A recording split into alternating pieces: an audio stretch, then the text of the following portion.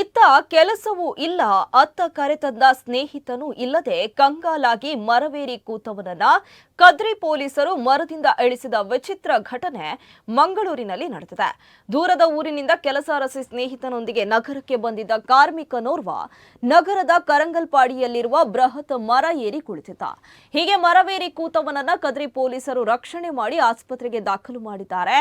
ಈತನನ್ನ ಬಾಗಲಕೋಟೆಯ ಭೀಮಾ ಎಂದು ಗುರುತಿಸಲಾಗಿದೆ. ಭೀಮಾ ಕೆಲಸ ಅರಸಿಕೊಂಡು ಕೆಲ ದಿನಗಳ ಹಿಂದೆ ದೂರದ ಬಾಗಲಕೋಟೆಯಿಂದ ಮಂಗಳೂರು ನಗರಕ್ಕೆ ಸ್ನೇಹಿತನೊಂದಿಗೆ ಬಂದಿದ್ದ. ಆದರೆ ಸರಿಯಾದ ಕೆಲಸ ಸಿಕ್ಕಿರಲಿಲ್ಲ. ಈತ ಒಟ್ಟಿಗೆ ಇದ್ದ ಸ್ನೇಹಿತ ಕೂಡ ಏಕಾಏಕಿ ಕಣ್ಮರೆಯಾಗಿದ್ದಾನೆ.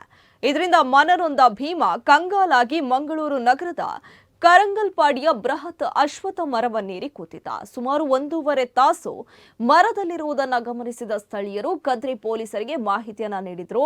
ಇನ್ನು ಸ್ಥಳಕ್ಕೆ ಆಗಮಿಸಿದ ಕದ್ರಿ ಪೊಲೀಸರು ಅಗ್ನಿಶಾಮಕ ದಳದ ಸಿಬ್ಬಂದಿ ಮರದಲ್ಲಿ ಅಚಲವಾಗಿ ಕೂತಿದ್ದ ಭೀಮನನ್ನ ಕೊನೆಗೂ ಮನವೊಲಿಸಿ ಕೆಳಕ್ಕೆ ಇಳಿಸಲು ಸಫಲರಾಗಿದ್ದಾರೆ.